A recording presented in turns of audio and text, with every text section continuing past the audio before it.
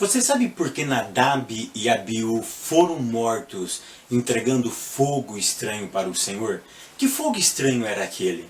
Me responda uma coisa, filho de peixe é peixinho? Ou seja, filho de obreiro é obreiro? Filho de pastor é pastor? Essas e outras questões serão respondidas nesta vídeo, então não percam!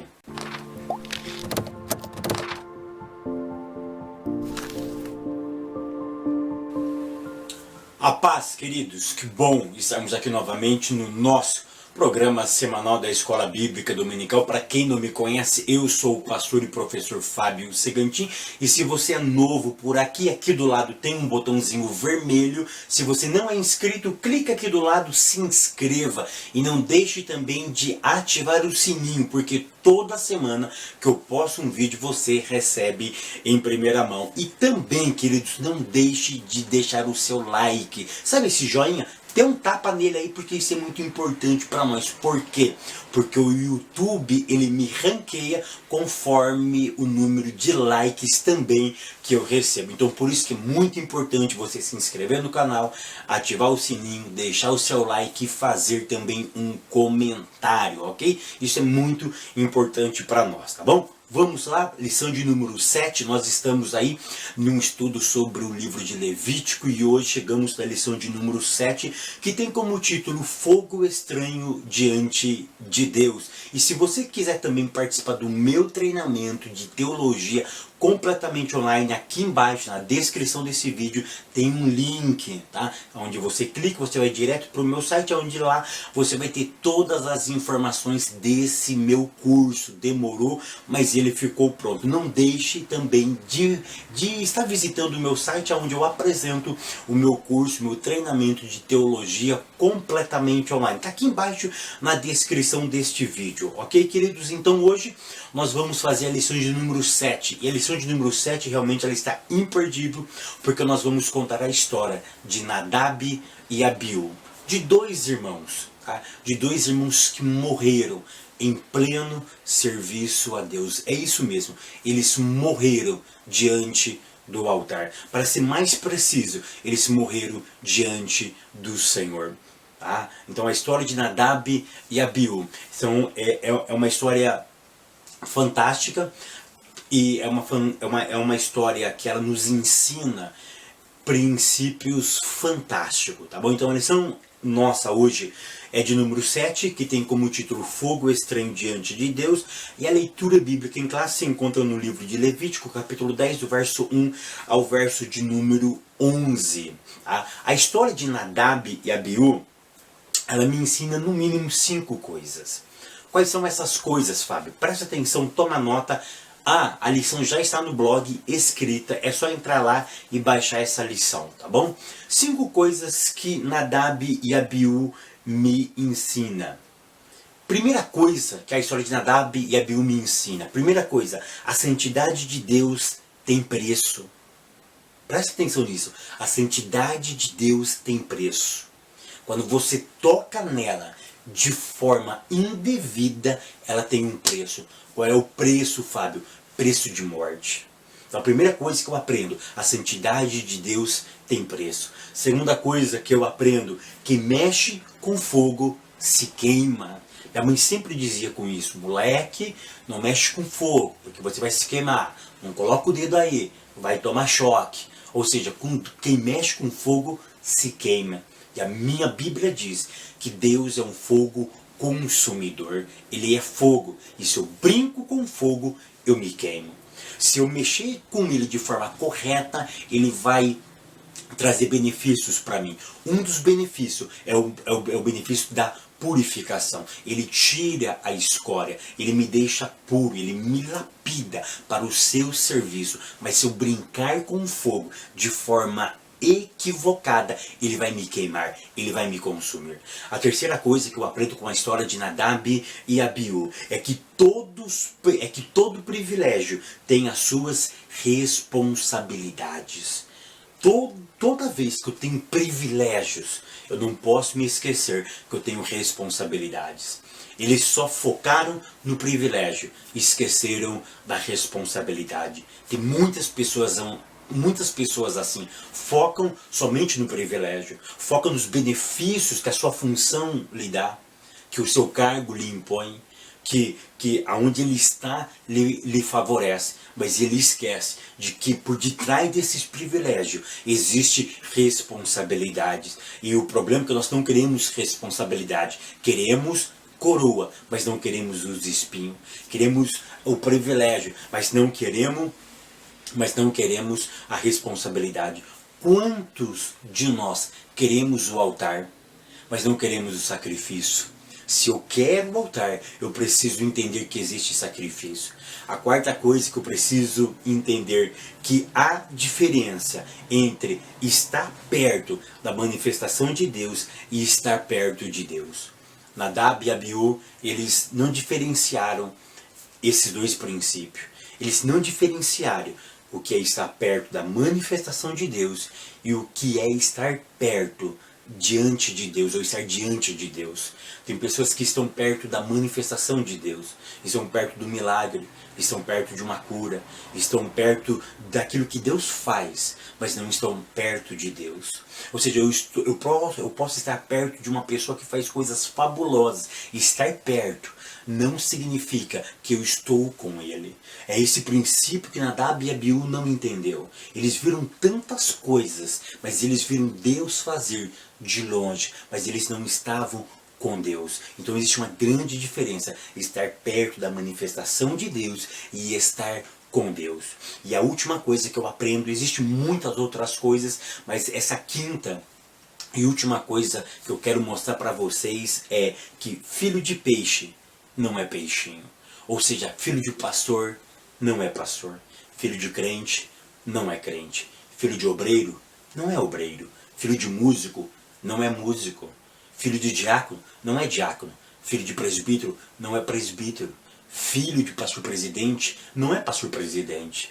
Eles não entenderam esse princípio, que você não nasce para tal coisa, você precisa ser vocacionado, e depois de ser vocacionado, você precisa andar de acordo com a responsabilidade que o privilégio lhe impõe. Então eles não entenderam isso daí, é por isso que eles fracassaram na vida cristã. Vamos para o tópico primeiro. O tópico primeiro diz assim: os privilégios de Nadab e Abiú. Primeiro privilégio, eles eram da ascendência levítica. Presta atenção no que eu vou dizer aqui, queridos.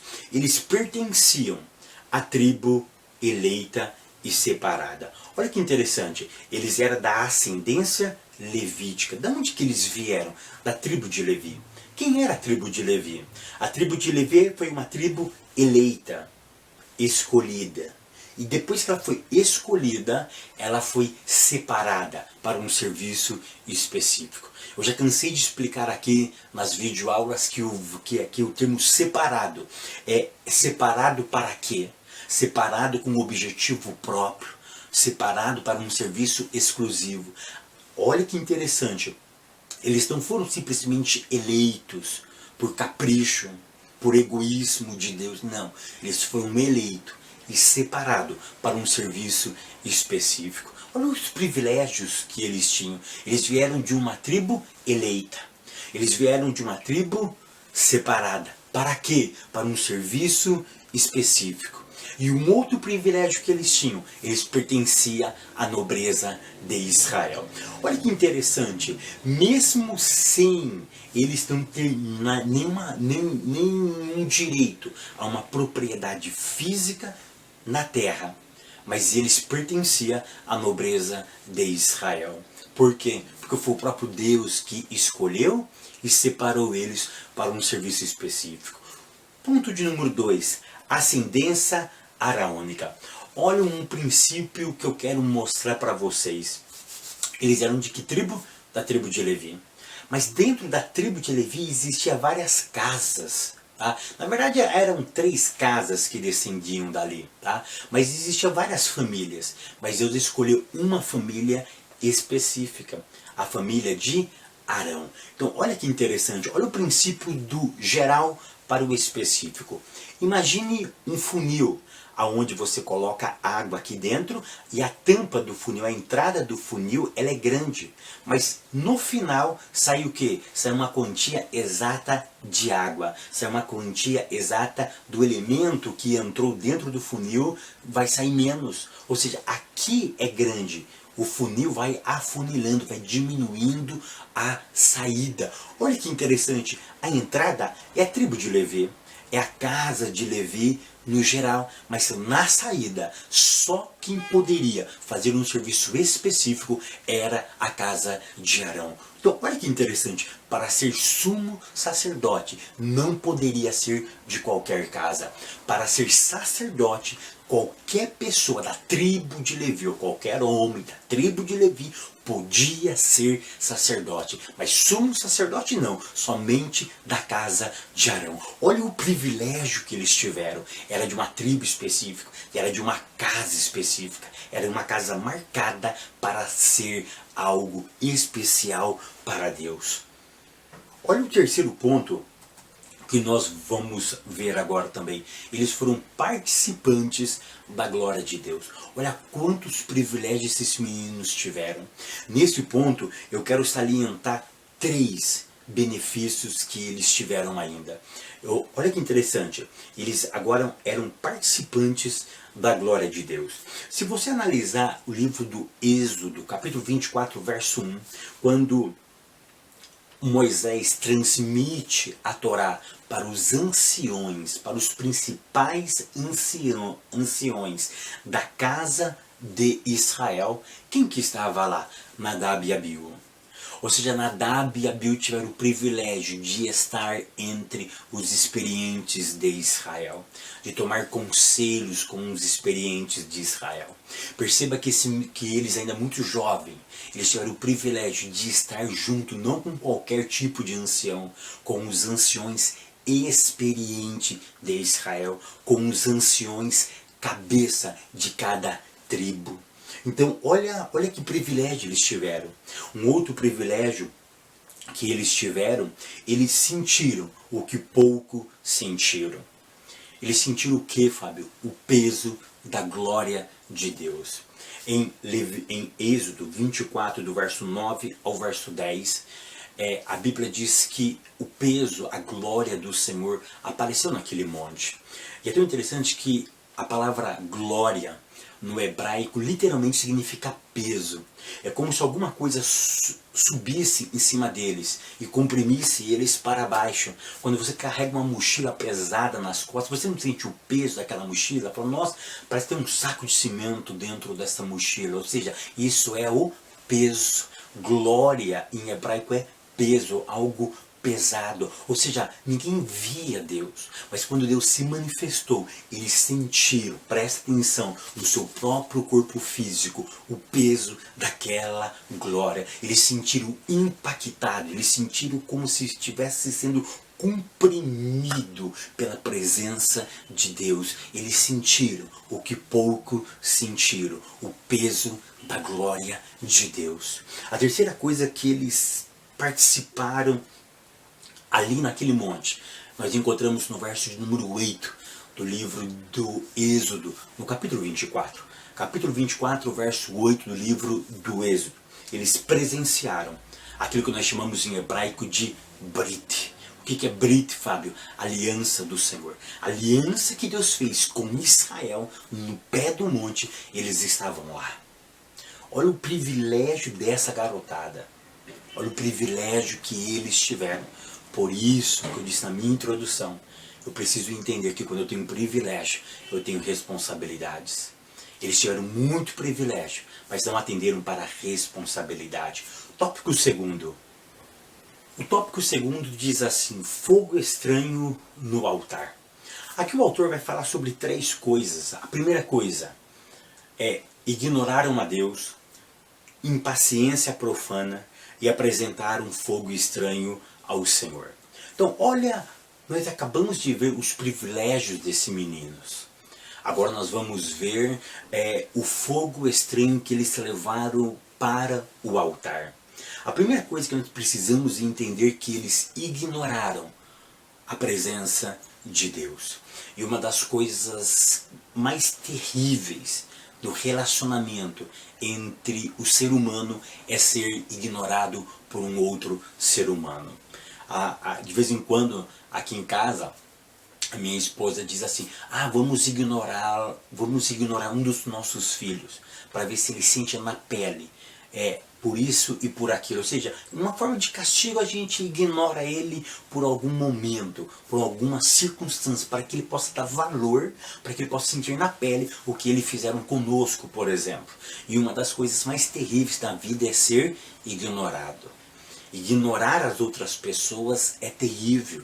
E olha que interessante, eles pegam o seu incensário, coloca incenso dentro desse incensário, coloca a brasa e entra dentro do tabernáculo. Queridos, eu sei que Deus não morava no tabernáculo, ou seja, especificamente naquele lugar, mas ali era símbolo da presença do Eterno. A Bíblia diz que toda a terra está cheia da sua glória, mas ali foi um local que Deus mostrou, materializou para a nação de Israel e para todos os povos que Deus habitava entre nós. E o que eles fizeram? Eles ignoraram aquele lugar. Eles entraram em uma casa ignorando o morador daquela casa. O problema é que nós estamos vivendo uma geração que está ignorando o dono da casa. É uma das coisas que um dono de uma casa não aceita, é uma outra pessoa entrar ali e ignorá-lo. Olha que terrível, olha como foi duro a maneira que esses meninos trataram o próprio Deus. Eles ignoraram a presença de Deus. E uma coisa que Deus não tolera é ser ignorado. Uma coisa que Deus não tolera, alguém passar perto dele com o nariz empinado. Tipo assim, eu não estou nem aí com você. Eu não preciso de você. Você não é importante para mim. Eu faço do jeito que eu quero. Eu faço da maneira que eu bem entendo. Ignorar a Deus é assinar a sentença de morte. Nunca ignore o dono da casa. Um outro erro de Nadab e Abiú é o ponto de número 2. O ponto de número 2 diz assim: impaciência profana. Ou seja, eles foram impacientes. Observe o que eu vou dizer agora para vocês. Toda precipitação sempre vai nos arruinar. A precipitação é inimiga da sensatez. Olha o que o salmista diz: na minha precipitação eu disse, todo homem é mentiroso. Ou seja, ele fez uma sentença, ele fez uma afirmativa. E qual foi a afirmativa dele? Que todo homem é mentiroso. Ele errou porque ele usa o termo todo homem, negativo. Se ele dissesse alguns homens são mentirosos, ele estaria correto, porque dentre o todo existe algum, mas ele generalizou. Mas onde que está o erro? Na minha precipitação, quando eu não penso para fazer, quando eu não analiso, quando eu não calculo o custo da minha ação, eu cometo erros gravíssimos e às vezes irreversível para a minha vida. Nadab e Abiú foram impacientes, porque, presta atenção no que eu vou dizer agora, agir fora do tempo pode causar a tua morte. Eles eram sumo sacerdote? Ainda não. Quem é sumo sacerdote? O seu pai Arão. Arão era sumo sacerdote. Eles ainda não, eles estavam na fila. Eles estavam esperando o seu tempo. Olha o grave erro de agir fora do tempo. Quem poderia oferecer aquele incenso, aquela oferta, aquele sacrifício? Quem poderia fazer esse tipo de serviço? O sumo sacerdote Arão, que tinha acabado de ser consagrado por Moisés. Tinha acabado de ser consagrado. Ele e os seus filhos acabaram de ser consagrados. O seu pai tinha que agir. O pai dele agiu. Bem, verdade é que o pai dele, o serviço que o pai dele fez não foi aceito. Aí ele chama Moisés, Moisés entra com ele, oferece o serviço e a glória de Deus desce. Mas eles foram impacientes, eles agiram fora do tempo. Nunca age fora do tempo. Saiba esperar o seu momento. Saiba que todas as coisas têm um tempo pré-determinada por Deus. E quando eu ajo fora do tempo, eu me precipito. E se eu estiver na precipitação, eu posso arruinar a minha vida. Eu me lembro desses dias, eu estava com meu filho Pablo, ele tem 12 anos, ele me disse: pai, eu queria ser grande já. Mas por quê? Eu não queria ser mais grande, eu já queria ser logo grande. Eu falei para ele, dentro do carro: nunca queima etapas da sua vida. E cada etapa, viva ela intensamente. O problema de Nadab e Abiú foram impacientes, agiram fora do tempo.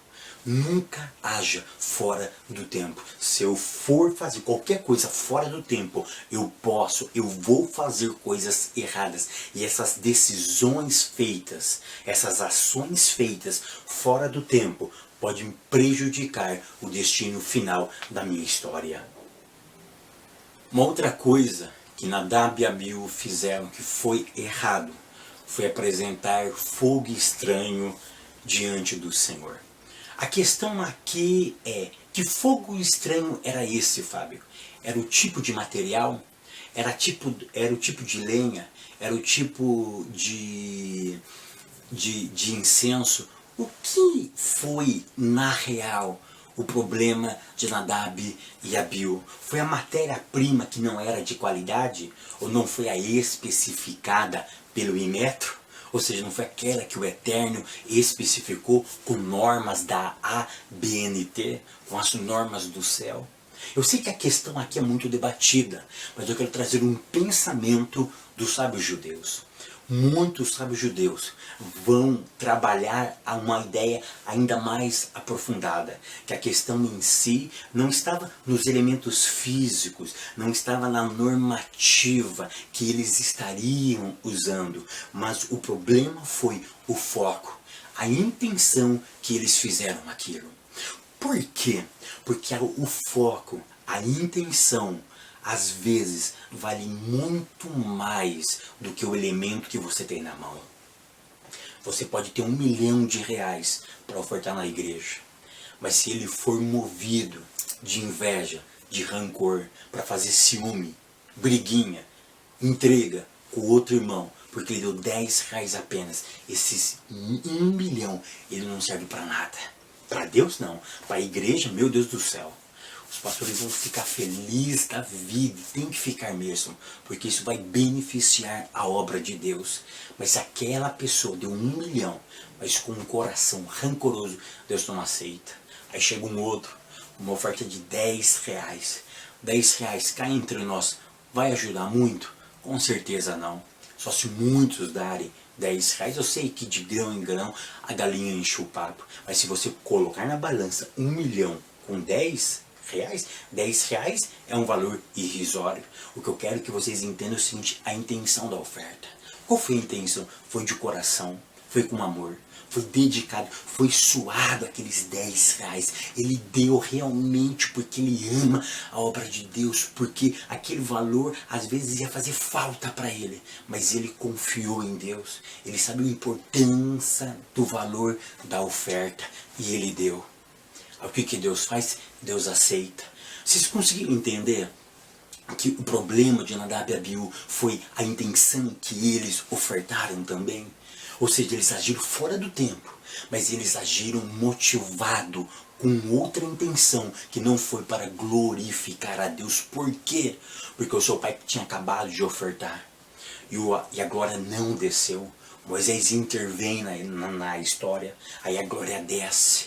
Ou seja, Nadab e Abiú foram para alguns sábios judeus, eles foram, Nadab e Abiú foi honrar, foi limpar o nome da família. Como Deus não aceitou, não é que Deus não aceitou, Deus não se manifestou com a oferta entregue pelo seu pai. Eles pegaram o incenso e eles entraram, balançando aquele incenso, para trazer fumaça para dentro para dentro da tenda, porque eles achavam que fazendo daquele jeito as pessoas lá fora iam perceber que Deus estava naquele lugar. O problema foi a intenção deles. Para muitos sábios judeus, eles maquiaram a presença de Deus, eles forjaram a presença de Deus.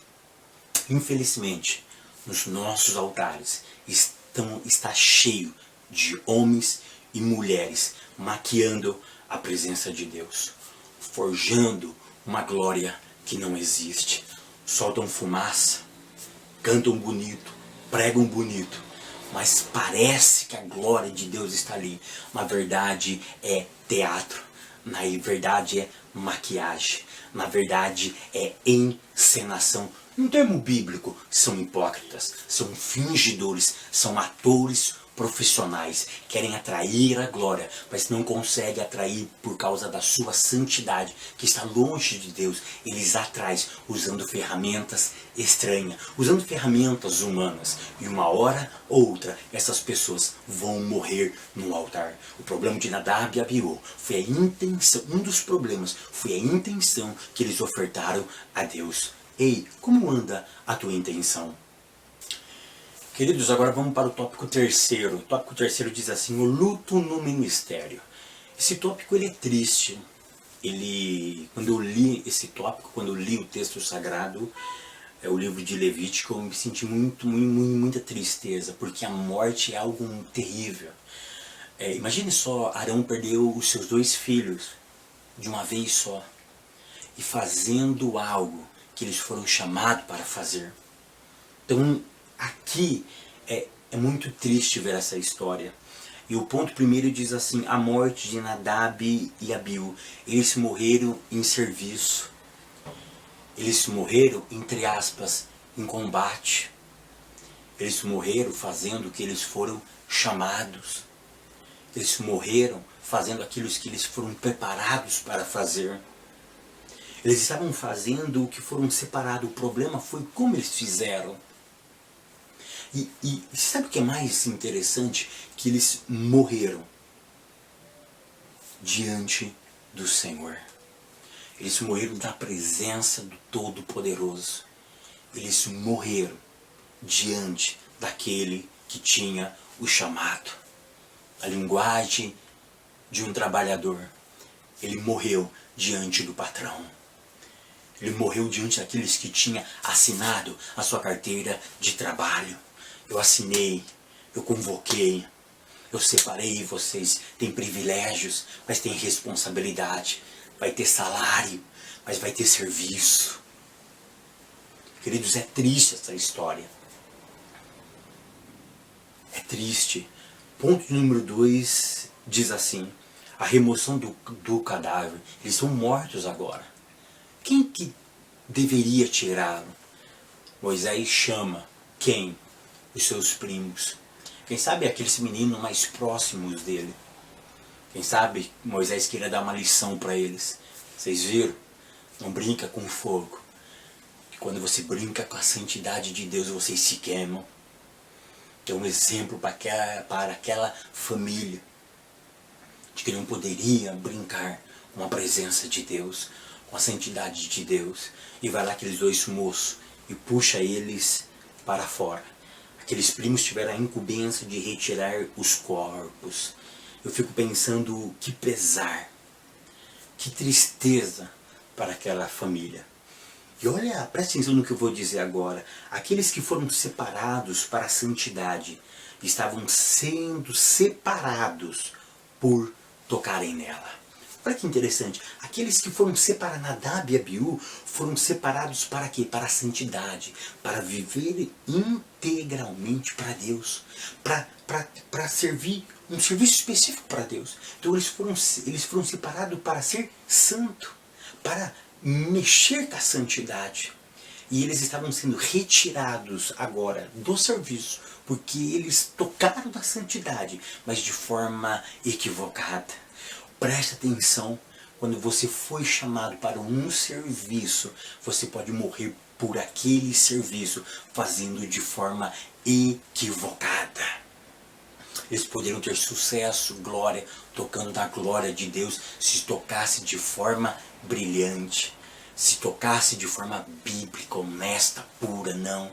Mas eles tocaram de forma pecaminosa. E quando você toca no serviço que Deus lhe confiou de forma equivocada, pode ter certeza que uma das cláusulas do contrato de trabalho é morte espiritual.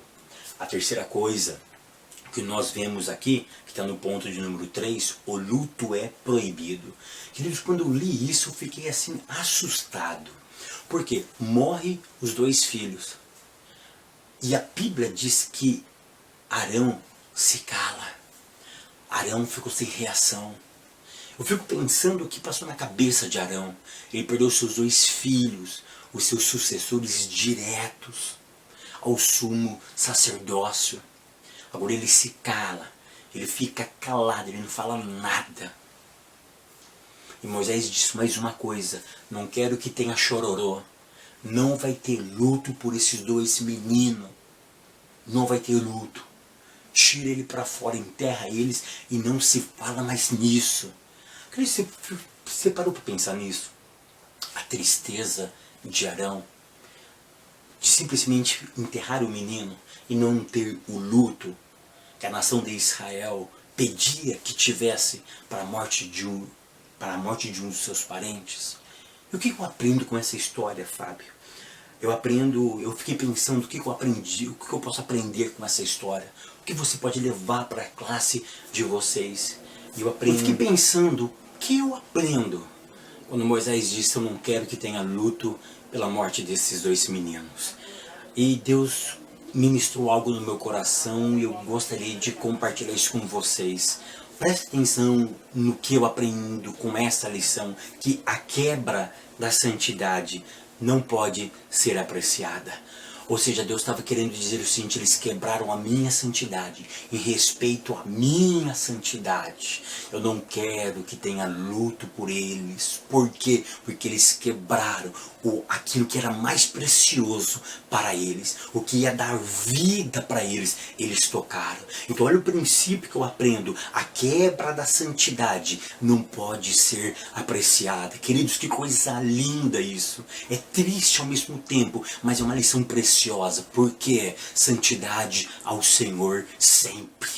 Sempre, sempre, sempre. Santidade ao Senhor sempre. Ou seja, velar aqueles meninos, ficar de luto com eles, era incompatível com o que eles fizeram. Ou seja, eles não merecem as nossas lágrimas, eles não merecem o nosso chorar, eles não merecem os nossos pesares, porque eles tocaram na minha santidade, e a minha santidade merece ser vivida e reverenciada. Se vocês estiverem lá presente, é a mesma coisa de dizer para eles: vocês fizeram certo.